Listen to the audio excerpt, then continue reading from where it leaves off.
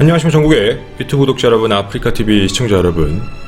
여러분과 오늘은 제가 작년에 한번 진행을 했던 걸로 기억을 하는데, 오늘 여러분과 특별편으로 해서 영상을 하나 촬영을 하게 됐습니다. 오늘 여러분과 함께 이야기하게 될 것은 다 아시겠지만, 오늘은 2018년 8월 15일 광복 73주년, 바로 오늘이 그날입니다. 제가 작년에도 여러분과 하나의 컨텐츠로서 특별편이라는 이름으로 진행을 했었는데, 오늘도 여러분과 한번 같이 우리 기억에서 잊혀질 만한, 너무 역사 수업처럼 하고 싶은 건 아니고요, 한 분의 그리고 한 가족에 대한 이야기도 전달을 해드리면서 한번 광복에 대한 의미도 같이 생각해보는 시간이 있었으면 좋겠다라는 걸로 여러분에게 준비해서 알려드리고자 합니다. 저는 이런 특별편을 좀 개인적으로 좋아하는 이유는, 저도 공부를 하기 때문에 저도 몰랐던 사실들을 많이 알게 되고요. 그리고 알면서 좀 부끄럽기도 합니다. 물론 제가 교육을 다 받고, 그리고 이제 이렇게 강사 생활도 하긴 했었지만, 참 내가 모르는 게 더 많다라는 부분 때문에 한편으로는 좀 많이 좀 찔리는 면도 있는데요. 많은 분들이 오랜 시간 동안 많은 위인분들께서 희생하시면서 만들어낸 나라라고 생각을 합니다. 여러분에게 짧은 시간 안에 모든 내용을, 그분들의 이야기를 다 전달하는 건 불가능에 가깝다라고 생각은 하지만, 어찌되었든 최대한 여러분들에게 수업의 느낌보다는, 저는 전문가가 아니기 때문에 여러분에게 내용을 좀 잘 이해 가실 수 있을 정도로 하나씩 안내를 해드리고자 합니다. 여러분 혹시 광복에 대한 의미를 알고 계신지 궁금합니다. 오늘 날짜로 73주년이 됐는데요. 광복에 대한 의미를 어떻게 기억하고 계신지 모르겠습니다. 혹시 광복의 뜻을 알고 계신가요? 광복의 뜻도 정확하게 살펴보면 이제 빛이 돌아온다라는 느낌으로서 있는 단어라고 합니다. 1945년 8월 15일, 1910년부터 이어졌던 일본으로부터의 35년 식민지를 청산하고 광복한 날을 의미하는 게 이제 우리 광복절이라고도 얘기하는데, 이 의미뿐만 아니라 또 한 가지의 의미도 더 있다고 합니다. 3년 뒤였던 1948년 8월 15일, 대한민국 정부 수립이 된 것을 기념하는 날이기도 하고요. 그래서 광복절이라고 얘기를 하면 어떻게 보면 의미가 두 가지가 다 함께 결합되어 있다고 생각하시면 좋겠습니다. 나라가 새로 빛을 찾았고, 그리고 나라가 다시 새롭게 빛을 갖고 출발하는 그 두 가지의 의미를 다 갖고 있는지 모르겠습니다. 빛이 돌아오길 간절히 바랬던 많은 대한민국의 위인들이 계십니다.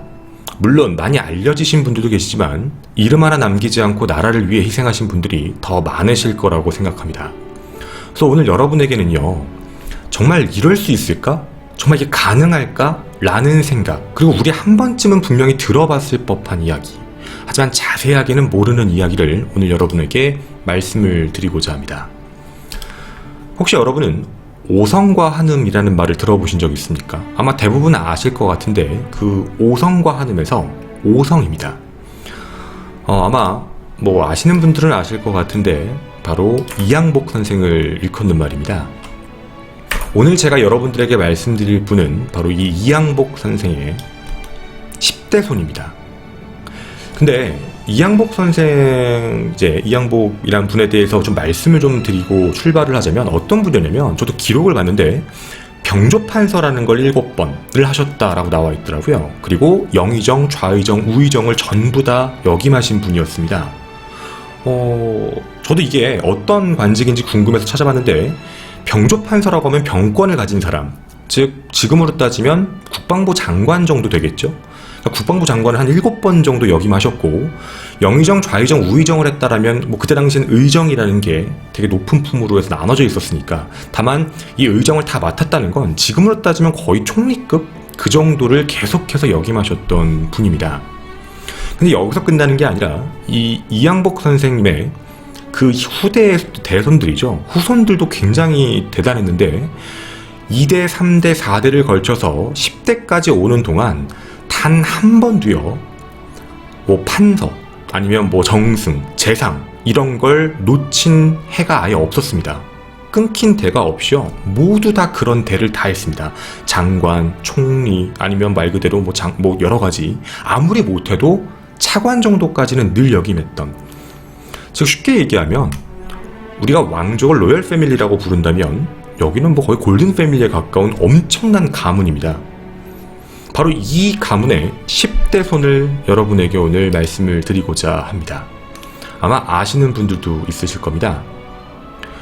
우리에게 우당 이회영 선생이라고 알려져 있으며 또 이회영, 이시영, 육형제라고도 알려져 있는 바로 그분들입니다. 나라를 위해 모든 걸 바치고 그 바친 게 돈뿐만 아니라 목숨뿐만 아니라 자신의 가족까지 모든 걸 다 바치고 떠나신 바로 그분들이십니다. 오늘 여러분에게 그 가족 이야기를 함께 해드리고자 합니다. 오늘 여러분과 중심적으로 말씀드릴 분은요, 이 6형제 중에 넷째인 이회영 선생이십니다. 오늘 그 이야기를 자세하게 하나씩 풀어서 말씀을 드리도록 하겠습니다. 이회영 선생은 어린 나이부터 굉장히 좀 특출났다라고 알려져 있습니다.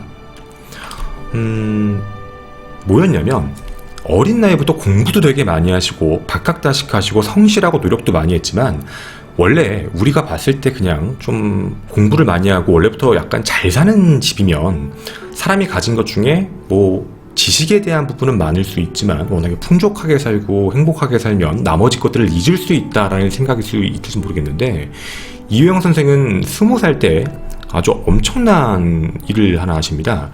일화가 하나 있는데 그 일화를 그대로 갖고 와서 말씀을 드리겠습니다. 집이 굉장히 잘 살고 있었는데요, 그 집에 있는 노비들입니다. 노비들에게 20살이었던 이회영 선생이 가서 이런 얘기를 합니다. 제 어르신, 몇 년 전에 법적으로 신분제도는 다 해방되었습니다. 이 말이 왜 좀 놀랍냐면 노비에게 존대를 하고 있는 거거든요. 물론 다 끝났지만 아직도 옛버릇인 왜 저에게, 나이도 어린 저에게 왜 존댓말을 하십니까? 말씀 낮추세요 라고 이야기를 합니다. 그때 당시에 물론 신분제가 없어진 거는 맞지만 만연하게, 어쨌든 잘 사는 집이었기 때문에 만연하게 있었던 내용이었지만 그걸 아무렇지 않게 어르신인데 왜 그러십니까? 그냥 우리 집에서 일을 도와주시는 분이다 라고 생각을 하셨던 거죠. 근데 그때 당시에 이 집안에 있었던 노비분들이 약 40여 분 정도가 계셨는데 이분들이 모두 다 20살이었던 이회영 선생의 손을 잡고 이런 얘기를 했다고 합니다. 주인님, 한 번 주인은 영원한 주인이십니다. 저희 노비라는 사람들을 처음으로 사람 취급을 해준 게 바로 주인님이십니다. 절대로 주인님을 배신하지 않고 떠나지 않을 것입니다 라고 얘기를 했다라고 합니다. 그 이후에도 굉장히 서로의 예의를 지키면서 뭐 과대하게 뭔가 하대하거나 이런 게 아니고 되게 잘 대해주며 그리고 함께 어떻게 보면 가족처럼 살았다라고 합니다. 근데 여기서 좀 중요한 건 아마 이분에 대해서 많이 아실 겁니다. 독립운동과 관련되어 있는 부분을. 그 노비 약 40분 정도, 이름이 알려져 있지가 않습니다. 우리의 역사에 기록이 남지 않았는데 그 노비 40분은 전부 다 이회영 선생과 이 가족들을 위해서 함께 독립운동을 하다가 전부 다 생을 마감하게 됩니다. 어쩌면 독립운동을 하기 위해 떠나게 되면 노비들도 해방된 거니까 떠날 수 있는데도 불구하고요, 함께 같이 이 자기가 살았던 터전을 떠나서 독립운동을 하러 같이 갔다라는 걸 보면 독립운동이라는 부분에 뭐 신분도 나이도 어떤 것도 중요하지 않다라고 어렸을 때부터 생각하셨던 분이라고 생각이 듭니다. 그리고 그 이후 노비들도 보고 그리고 당시에 대한제국의 사회를 보면서 이회영 선생은 여러 가지 생각을 하셨다고 합니다. 왜 우리나라의 국력이 이렇게 약할까? 그 어린 나이에 생각하셨던 거죠. 그 이유를 어디서 찾으셨냐면 바로 첫 번째 포인트였습니다. 교육입니다. 백성들이 교육이 너무 높지 않고 신문제가 폐지된 지 얼마 안 됐기 때문에 글을 아는 사람도 얼마 없고 배울 수 있는 사람도 얼마 없고 그리고 워낙에 돈에 대한 차이도 많이 났기 때문에 모든 사람들도 분명히 교육을 받아야 나라가 부강해진다라고 생각을 하셨던 겁니다. 그래서 제일 처음 사람들을 일깨워주자, 즉 계몽운동이죠. 계몽을 하자라는 마음으로 처음 시민단체에 가서 함께 일을 하게 되는데 바로 그것이 독립협회라고 합니다. 그 안에서 함께 사람들의 계몽운동을 함께 하고 있다가 엄청난 일이 하나 생기게 됩니다. 어쩌면 이때가 이회영 선생의 행동, 생각을 전부 바꾼 시발점이었는지도 모르겠습니다. 바로 뭐였냐면 1905년이었습니다. 아마 여러분도 1905년에 대해서 알고 계신 분들이 있으실 것 같습니다. 아십니까? 1905년 을사년입니다. 바로 을사조약이 체결됐는데 일본과 강제적으로 체결됐던 조약입니다. 아시겠지만 여기에 찍혀있는 옥새는 고종이 직접 찍은 옥새가 아닙니다. 당시에 알려져 있던 여러분도 다 아시는 을사오적이라고 부를 겁니다. 이완용, 이근택, 박재순, 권정현, 이지영 이 을사오적이 이 공직자들이 강제로 나라를 팔아서 그렇게 을사조약이 체결이 됐던 거죠. 외교권을 먼저 팔았습니다. 근데 당시 외교권을 팔았다는 건 어떻게 보면 나라를 팔았다는 것과 달라진 건 아무것도 없는 얘기입니다. 당시 고종 황제는 굉장히 망연자실을 하고 있었는데 당시에 좀 젊었던 이회영 선생이 고종 황제를 아련하게 됩니다.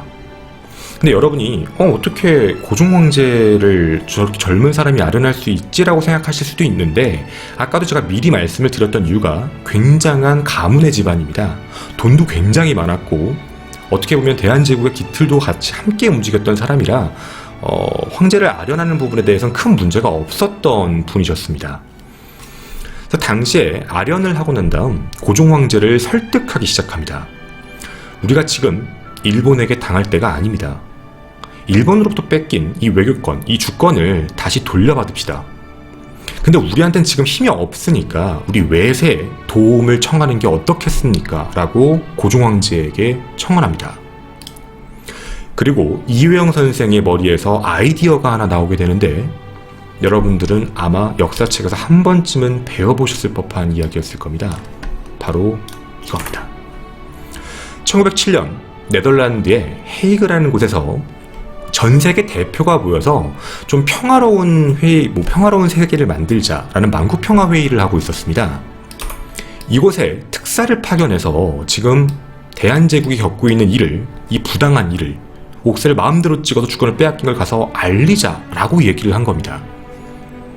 즉 다시 말씀드리면 이걸 헤이그 특사라고 알고 계실 텐데요. 이 헤이그 특사의 아이디어를 제시한 분이 이회영 선생입니다. 되게 젊은 나이에 말씀을 하셨던 거죠. 당시에 영어도 잘하고 불어도 잘하고 러시아어도 잘하는 분들로 해서 이준, 이휘종, 이상설 이 세 분을 모시고 그리고 가서 얘기를 하게 됐던 거죠. 근데 여러분도 이 이야기에 대해서 아마 알고 계실 겁니다.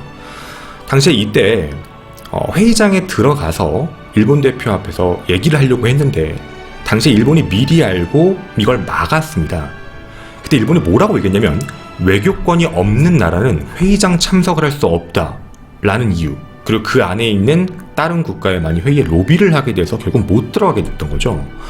화가 났던 이준 선생은 회의장 안으로 뚫고 들어가서 왜 우리의 마음대로 왜 우리의 외교권을 빼앗아가느냐, 당장 우리의 주권을 돌려달라 라고 얘기를 하시게 됩니다. 그리고 결국에는 화병 때문에 이제 사망을 하시게 됐고요. 나머지 두 분이 남으셨습니다. 일제의 보복이 있었던 거죠. 이상설, 이휘종 이 두 분은 대한민국, 대한제국 내에서 걸석 재판을 받게 됩니다. 근데 그 걸석 재판이라는 게 어떤 거냐면 피고인이 없는 상태에서 재판을 하는 겁니다. 즉 쉽게 얘기하면 지금 현재 어떤 재판이 열릴 때 그 재판에 회부된 사람이 없이, 피의자가 없이 그냥 진행을 하는 거죠. 왜냐면 이상설, 이휘종 선생 두 분은 네덜란드 헤이그에 있었기 때문에 일본이 그냥 국내, 말 그대로 대한제국에서 그냥 재판을 해버린 겁니다. 이상설 선생은 사형, 이휘종 선생은 무기징역, 이렇게 결정을 내려버립니다. 결국 이 두 분은 국내에 돌아오지를 못합니다. 외국에서 계속 떠도는 신세가 됐던 거죠. 그리고 이게 여기서만 일이 끝나는 게 아니었습니다. 이렇게 둘을 막는 걸로 끝난 게 아니라 당시 일본은 왜 허락받지 않고 함부로 이런 말도 안 되는 특사를 파견했느냐 라고 얘기하며 고종 황제를 압박하기 시작합니다. 그리고 끔찍한 일을 저지릅니다. 고종 황제를 강제로 폐위시킵니다. 말로는 퇴위시켰다, 양위했다, 아들이었던 순종에게 양위했다라고 알려져 있는데 정확한 표현으로 얘기하면 거의 찬탈입니다. 근데 순종에게 황제직을 양위하는 부분에 있어서 저도 이번에 안 사실인데 저도 좀 놀랬습니다. 황제 양위식입니다. 황제 양위식에 고종 황제도 그리고 순종도 둘 다 나타나지 않았습니다. 당연히 말도 안 된다고 생각하고 거기에 나가지 않으셨던 거죠, 두 분 다. 그런데요, 황제 양유식이 진행이 돼버렸습니다. 이게 어떻게 진행이 됐었냐면 당시에 내관들이 있죠. 궁에 있는 내관들에게 황제 옷을 입히고 그리고 내관이 내관에게 황제인 척하고 황제의 옥새를 건네주는 것으로 그렇게 왕이 바뀌게 됐던 겁니다. 여러분도 아시겠지만 용포라고 부르고 황제직입니다. 내관들이 그 옷을 입는 것도 말도 안 되고요. 그리고 본인이 아닌 사람이 그런 걸 전달하는 건 더 말이 안 되는 상황이었던 겁니다. 끝까지 하지 않으려고 했는데 강제로 자기들끼리 집행을 했던 거죠. 그 고종을 이렇게 폐위시킵니다. 여기서 끝나는 게 아니라 1907년 7월 31일 군대, 대한제국의 군까지 전부 해산을 시킵니다. 즉 대한제국은 더 이상 어떠한 힘도 없어지게 된 거죠. 당시 이혜영 선생은 굉장한 자책감과 그리고 망연자실, 놀라움, 많은 감정이 섞였다라고 추측합니다. 왜냐하면 자신이 이제 제의했던 헤이그 특사에 대한 그거에 대한 보복 조치로 너무 많은 일들이 생긴 겁니다. 특사로 파견되신 분 중에 한 분은 돌아가셨고 두 분은 더 이상 국내로 돌아올 수 없으며 그리고 그 이후에 또 생겼던 일들, 고종 황제가 퇴위가 되고 그리고 정말 치욕적으로 내관들이 황제직위식을 했고 그리고 군대가 해산되는 형태까지 말이 돼버립니다. 그리고 나라는 점점 더 어려워지고 피폐해지기 시작을 합니다. 이때 당시 이혜영 선생은 생각이 한 번 더 바뀌시게 됩니다. 내가 책임을 져야 된다. 군대가 없어졌으니까 이제 군대를 양성해야 된다. 그건 내가 해야 된다. 라고 생각이 바뀌신 겁니다. 계몽으로 생각하시다가 나라의 주권을 찾아야 된다. 국민들 교육을 앞서야 된다. 라고 하셨던 분이 군 해산 직후 군대를 만들려고 생각을 하셨던 거죠. 당시에 이런 생각 때문에 중국 만주 지역에서 무관학교를 만들 곳을 찾고 계시게 됩니다. 당시 무관학교 매입 증서입니다. 서울 명동에서 중국 만주까지 가시고 서간도까지 가시면서 모든 땅을 알아보시게 됩니다. 그리고 그 땅을 다 알아보고 어느 정도 구매를 하고 난 뒤 사야겠다라고 마음을 먹고 돌아오시던 길이 바로 1910년이었는데 1910년 8월 28일 정말 믿을 수 없는 일이 하나 생기게 됩니다. 아마 많이 보셨을 겁니다. 바로 한일 병합 조약입니다. 말도 안 되는 게 체결이 됐던 거죠. 이 부분에 이혜영 선생은 정말 큰 충격을 받게 됩니다. 나라는 있으니까 군만 어떻게 만들어서 나라를 지켜야겠다고 마음을 먹었는데 이제는 나라까지 없어져 버린 겁니다. 이제 더 이상 대한제국의 국민이 아닌 거죠. 이혜영 선생은 집으로 돌아오고 굉장히 큰 충격을 받고 자신의 6형제를 전부 부르게 됩니다. 바로 이게 우당 6형제에 관련되어 있는 이야기의 그림입니다. 당시 이혜영 선생은 이런 얘기를 하셨다고 합니다. 형님들, 지금 우리나라가 망했습니다. 우리는 오성의 후손인데 이대로 우리가 여기서 호의호식하면서 편하게 살아야 됩니까? 라는 질문을 던지게 됩니다. 이때 당시에 일본이 우리나라의 주권을 빼앗고요. 왜 많은 반발이 없었냐면 당시 대한민국, 대한제국의 지도층, 지도 사회층들에게 무언가 은사금이라고 부르는 돈을 주기 시작합니다. 당시 이완용은 현재 화폐 가치로 약 30억 원 정도의 돈을 받게 됐고요. 대부분 그런 돈을 많이 받게 됩니다. 은사금, 풀어 얘기하면 은혜로운 돈이란 뜻이거든요. 그리고 그뿐만이 아닙니다. 이 사람들로 하여금 일본 관광도 시켜주고 그리고 먹을 것도 주고 여러 가지에 대해 호의호식할 수 있는, 즉 부를 주고 명예를 주며 반발을 아예 잠재워버린 겁니다. 당시에 그래서 어떻게 보면 정말 나쁜 지도층이었겠죠. 나라가 바뀌면 어떠냐? 우리만 잘 먹고 잘 살면 되는데 라는 식의 이야기가 많이 있었다고 합니다. 그 당시에 이 6형제는 단호하게 일본에 뺏긴 나라인데 이 상태로는 일본에서 나오는 쌀 한 톨도 먹을 수 없다 라고 이야기하며 반항을 시작합니다. 6형제는 단 한 명도 어긋나지 않고 모두 동의를 합니다. 이사 가자. 그때 당시 이혜영 선생이 내가 지금 서간도 쪽에 좋은 땅 봤으니까 거길 사서 안에 들어가서 우리가 군대를 양성을 하자 라고 제의를 합니다. 그런데 각자의 재산에 대한 게 문제였습니다. 물론 당시 재산이 굉장히 많았던 건 사실인데 우리가 조금 잘못 알고 있는 부분 중에 이효영 선생의 집안 자체가 원래 돈이 많았다라고 알고 있는데요. 적었던 건 아닙니다. 분명히 많았습니다. 그런데 이 중에 가장 돈이 많았던 분이 한 분 계셨습니다. 바로 둘째 형님이셨던 이석영 님이셨습니다. 이석영 선생은 당시에 돈이 많았던 이유가 하나 있었던 게 뭐였냐면 당시 대한제국의 영의정의 양자로 들어가게 됩니다. 당시에는 아버지가 있어도 어쨌든 그 어느 가문에 더 이상 대를 이을 수 없는데 뭐 이렇게 장자가 사망을 하게 되면 좀 주변에 똑똑한 그런 사람을 양자로 들여서 재산도 물려주고 그리고 이제 지위도 어느 정도 물려주는 그런 좀 있다라고 하더라고요. 당시에 둘째 분께서 이석영 선생님께서 재산이 물려받을 게 많았습니다. 지금 현재 환산 가치인데요. 여러 가지 땅이 있었는데 한 가지 땅을 판매하셨습니다. 그게 바로 양주에 있는 땅입니다. 현재 가치로 따지면 약 한 1,500원 정도, 1,500억 원 정도 되는 돈이라고 하더라고요. 그 돈을 팔고 그리고 명동 땅, 이 부자들이 같이 살고 있던 명동 땅은 처분을 못했다라고 합니다. 하려고 했는데 일본에 눈에 띌까봐 자신들이 움직임이 티가 날까봐 팔지도 못하고 근처에 있는 땅들을 최대한 빨리 처분을 해서 정말 싸게 팔았던 거죠. 알려진 바에 따르면 현재 한화 가치로는 약 600억 원 정도입니다. 600억. 그러니까 1,500억 이상을 받을 수 있었는데 최대한 빨리 팔아야 되니까 600억 원 정도를 받고 전부 다 판 상태로 그 돈을 가지고 가족 그리고 노비 전부 이끌고 약 50명에서 60명이 되는 인원이 서간도로 출발을 하게 되었습니다. 근데 여기서 출발을 할 때도 중요했던 건 당시에 갓난아이도 있었고요. 만삭의 임산부도 있었는데 그 모든 사람을 데리고 그때 당시에 이제 날짜가 12월 30일이었는데 굉장히 추웠다고 합니다. 압록강을 건널 때. 그 건너는 순간에도 어쨌든 말 그대로 독립학교를 만들고 무관학교를 만든다라는 그 일념 하나로 모두가 같이 함께 이동을 했던 겁니다. 근데 이때 당시에도 한 가지 놀라운 또 하나의 이야기가 있습니다. 이효영 선생과 관련된 이야기였는데 압록강을 건널 때였습니다.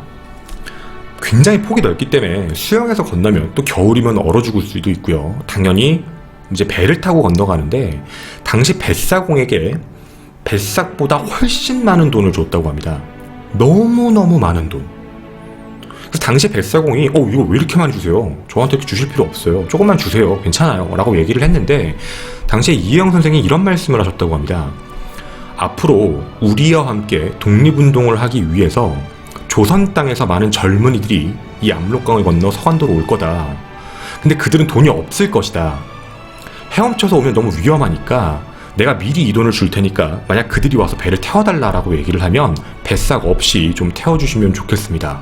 라고 이야기를 미리 하셨다고 합니다. 이것도 하나의 일화고 실제 사례이기도 합니다. 그러니까 미리 예측을 하셨던 거죠. 독립학교를 만들면 많은 젊은이들이 그 안에 올 것이다. 그리고 결국 그 예상은 맞았습니다. 신흥 무관학교를 서간도 지역에 만드시게 됩니다. 신흥 무관학교는 독립군의 중심부기도 했고요. 당시 서간도 산자락에다가 총 18개의 동을 만들어 놨고 그 안에서 군사훈련만 시킨 게 아니라 교육훈련까지 시켰다고 합니다. 어쨌든 사람이 공부를 해야 되니까 우리가 지금 배우는 그런 과목들이 있잖아요. 그런 과목들을 계속해서 가르치면서 군사훈련까지 했던 바로 신흥 무관학교입니다. 이곳은 천의 요새기도 했고 연병장도 존재했으며 군사훈련 받고 총기 같은 것도 계속 보급이 됐던 600억으로 만든 바로 학교입니다.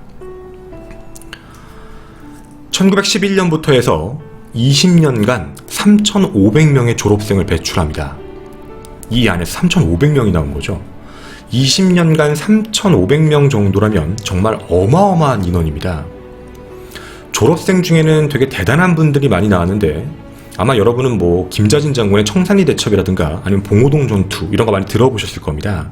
거기에 군인들 대다수가 신흥 무관학교 출신이고요. 영화 암살을 보시면 조진웅 씨가 맡은 역할이 있습니다. 그분도 거기서 보면 신흥 무관학교 출신이라고 나오거든요. 말 그대로 신흥 무관학교라는 건 독립군으로 하여금 가장 완벽하기도 하고 가장 대표적이고 상징적인 학교라고 보시면 좋겠습니다. 그리고 여기가 뿐만 아니라 서간도 근처에다가 20여 개의 학교를 또 다시 세우십니다. 학교가 엄청나게 많았던 거죠. 무관학교 말고도요. 당시에 계속 생각하셨던 게 위기에는 교육, 그리고 우리가 군사로서 찾아야 되는 힘, 이 두 가지가 필요하다고 생각하셨던 겁니다. 젊은 사람들, 청소년들이 해내야 된다. 근데 아시다시피 거의 시간적으로 봤을 때 거의 10년, 20년 가까이 10년이 넘는 시간 동안 거의 3,500명에 해당하는 사람들의 학비부터 숙식, 무기, 이 모든 걸 무료로 쓰다 보니 600억이라는 돈은 금방 소진됩니다. 10년 정도 만에 돈이 다 사라졌다고 합니다. 그러니까 말 그대로 집안의 전 재산이 다 사라진 거죠. 이때부터 엄청나게 가난하고 궁핍한 생활을 시작하셨다고 하는데, 당시 내용을 좀 살펴보면 기록에 대한 부분으로 확인할 수 있는 게 있습니다. 이런 내용입니다. 일주일에 2끼만 먹어도 많이 먹은 거다. 되게 운이 좋다. 되게 좋은 거다. 라는 기록이 있다고 합니다. 당시 그러니까 정말 먹을 수 있는 환경도 안 됐고 돈도 없는 상태였고 되게 힘들게 운영이 되고 있던 상태였던 거죠. 그리고 그렇게 오랜 시간 동안 독립군을 배출했음에도 불구하고 독립이 너무 늦어진다라는 생각이 들기 시작하실 때가 연세가 좀 많으실 때였습니다. 어떻게 하면 좋을까라고 생각을 하고 계실 때 그때였습니다. 한 사람의 후견인이 되고자 합니다. 혹시 여러분 의열단이라고 아십니까? 그 의열단의 단장이었던 바로 김원봉 선생입니다. 김원봉 선생과 김구 선생 중에 일본이 현상금을 걸었던 걸로 봤을 때는 김원봉 선생이 더 높았습니다. 당시 돈 100만원, 한화가치 약 320억 원입니다. 당시 김구 선생이 60만 원의 현상금이었거든요. 김원봉 선생이 되게 두려웠던 이유는 김구 선생님께서는 대부분 이제 주도하시는 역할이었다면 김원봉 선생이 이끌었던 의열단은 직접 들어가서 뭐 예를 들면 종로경찰서 아니면 뭐 동양척시 주식회사 아니면 조선총독부 이런 데를 폭파하기 시작하니까 직접적인 행동을 하는 것 때문에 가장 두려워했던 존재였습니다. 바로 이 김원봉 선생을 직접적인 후견인으로 후원하기 시작합니다. 즉 의열단을 도왔던 거죠. 자, 이 후원으로도 계속하지만 나중엔 돈이 모자르고 후원금도 모자른다는 생각 때문에 이영 선생님은 생각을 또 한번 바꾸십니다. 직접 해야겠다. 내가 직접 나서서 전부 처단을 해야 되겠다 라는 생각을 하시게 되고 직접 서간도 만주에서 상해로 1930년 초반에 직접 거사를 위해 이사를 오십니다. 근데 당시 이사를 올 때도 다르게 오십니다. 아내에게는 딸 둘을 데리고 대한제국 국내로 들어가라. 들어가서 우리가 독립운동을 해야 되는데 자금이 없으니까 가서 돈을 좀 구해달라 라고 이야기합니다. 당시에 이혜영 선생의 이제 부인이셨던 이은숙 여사는 알겠다고 하고 돈을 구했지만 나중에 돈을 구할 방법이 없어서 결국에는 삭바느질을 하시면서 계속 서간도로 돈을 송금하셨던 겁니다. 그러다 어느 날 편지 한 통을 받으시게 되는데 이혜영 선생은 이렇게 말씀을 하십니다. 내가 이제 직접 거사를 해야 될 것 같아서 딸 둘은 고아원에다가 맡기고 아들은 내가 데리고 가겠다. 근데 이거에 대한 내용이 되게 자세하게 적혀 있습니다. 당시에 이은숙 여사께서 쓰신 글에 적혀 있는데 그걸 그대로 읽어드리겠습니다. 하루는 남편에게서 온 편지를 보니 급한 사정으로 규식, 현숙 두 딸을 부녀구제원으로 보내신다 하시고 당신은 규창이 아드님입니다.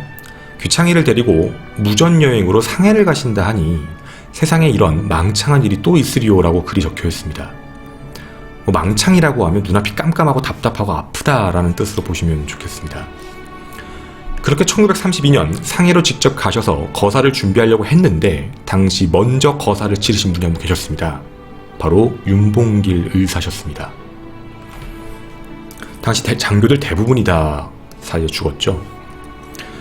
이혜영 선생은 투쟁으로 독립운동을 할 수 있는 방법이 있겠다, 가능성이 있다, 윤봉길 의사를 통해서 보게 되고 다시 한번 생각을 하게 됩니다. 어떻게 할까? 그리고 당시에 중국 국민당을 찾아가셔서 교섭을 한 뒤 돈과 무기의 지원 약속도 전부 받게 됩니다. 그럴 때마침 정보가 하나 들어오죠. 만주에 머무르는 일본 관동군의 사령관이 그 안에 들어온다 라는 이야기를 첩보하게 됩니다. 이효영 선생 연세가 66세셨습니다. 당시. 내가 직접 가서 관동군 사령관을 직접 죽이겠다 라고 하십니다. 당시 아들도 말렸다고 합니다. 제가 대신 가겠습니다 라고 얘기를 했는데 이렇게 말씀하셨다고 합니다. 내가 살 날이 얼마 안 남았다.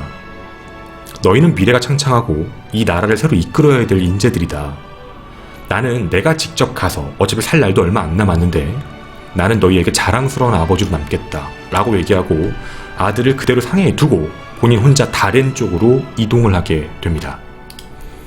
그리고 소식이 아예 끊겼습니다. 그리고 얼마 뒤 이상한 기사 하나가 뜹니다. 딱 3단짜리 기사였는데요. 만주에 도착해 배에서 내리다가 군경의 검문을 받고 수감된 뒤 창살에 목을 매달아 자살한 이상한 노인이 있다. 이게 기사 끝입니다. 이게 바로 이혜영 선생입니다. 근데 이 기사에 대해서도 명확하게 다시 한번 말씀을 드려야 될 것 같습니다. 이 이야기는 일본이 전부 다 거짓으로 꾸며낸 이야기입니다. 실제 기사는 다시 나오게 됩니다. 순국 기사입니다. 당시 실제로는 어떻게 해서 돌아가시게 됐냐면 자결은 일본에 대한 조작이었습니다. 배에서 내렸던 것도 맞고요. 그리고 배에서 내릴 때 정보가 샌 것도 맞았습니다. 그래서 당시에 체포가 된 건 사실이었고 체포가 돼서 그쪽으로 함께 가셨던 곳이 바로 이곳입니다. 다렌지오입니다. 당시에 체포가 되고요. 일본은 계속해서 고문을 하게 됩니다. 66세의 노인을 말이죠. 당시 임시정부 가담한 거, 의열단 도운 거, 동지들 이름 불어라. 이 부분에 대해서 계속해서 고문을 하는데 4일 동안 단 한마디도 발설하지 않으시고 결국 만주 위순 감옥, 아마 아실 겁니다. 안중근 의사께서 형 집행당한 그 장소입니다. 위순 감옥에서 사망하십니다. 정확히는 순국이라고 표현하겠습니다. 그렇게 순국하신 분이 바로 이희영 선생이십니다. 그리고 이은숙 여사, 아내분께는 사망통지서 한 장만 전달될 뿐이었습니다. 이뿐만이 아닙니다. 나라를 위해 모든 것을 바치신 분인데 이분들뿐만 아니라 육형제 또한 굉장히 마음 아픈 끝을 보게 됩니다. 첫째셨던 이건영 선생은 상해에서 독립운동을 하시다가 병사를 하시게 되었고 가장 많은 돈을 냈던 이석영 선생님이십니다. 정말 많은 돈이었죠. 약 하나같이 1,500억 원이었으니까 아사하셨습니다. 정확히는 굶어 죽으신 겁니다. 그리고 셋째, 이철영 선생은 신흥무관학교 교장으로서 계시다가 병사하시게 됐고 그리고 여러분이 보시는 마지막 여섯째, 이효영 선생은 독립운동 중에 1933년 소식이 끊겼습니다. 나중에 알고 봤더니 온 가족이 일본군에게 몰살된 것으로 기록이 나오게 됩니다. 당시에 유일하게 광복을 보신 분은 다섯째 이시영 선생밖에 없습니다. 이시영 선생은 대한민국의 초대 부통령입니다. 아마 초대 대통령은 다 누군지 아실 겁니다. 초대 부통령으로서 계셨는데 당시 대통령이었던 이승만 대통령이 이렇게 얘기를 했다고 합니다. 이시영 선생께 당시 600억 원도 쾌척했고 하셨고 명동 땅도 그대로 그냥 두고 떠나셨는데 국가 차원에서 전부 환급을 해드리겠습니다 라고 말씀을 드렸는데 당시에 부통령이셨던 이시영 선생은 우리는 국가에게 기부한 것이고 우리가 국가에게 이미 바친 것이고 이 민족에게 바친 것이므로 이미 우리 것은 아닙니다 라고 이야기하며 거절을 하셨다고 합니다. 영어로는 노블리스 오블리제라고 부르기도 합니다. 근데 그런 이야기들보다 저는 이런 생각이 더 먼저 듭니다. 오늘 여러분과 함께한 이야기가 광복 73주년인데 물론 더 많은 분들이 소리소문 없이 사라진 분도 많이 계십니다. 하지만 이런 분들의 노력과 힘으로 자신의 가족 그리고 모든 것들을 다 바쳐서 지킨 나라가 대한민국이 아닌가 싶습니다. 개인적으로 대한민국은 어떤 주제, 어떤 내용에 대해서 사람들의 생각이 다르고 많은 분열이 있습니다. 물론 생각이 다르다는 부분이 나쁘다고 생각하지는 않습니다. 하지만 자신과 다르다라는 이유 하나만으로 무차별적인 욕설, 지역감정, 이런 부분을 과연 우리의 조상들이 지키고 싶었던 이 나라에서 보고 싶었던 모습인지는 다시 한번 궁금합니다. 여러분들에게 광복에 대한 의미 조금이나마 여러분에게 전달됐길 바라겠습니다. 저는 김원이었습니다. 감사합니다.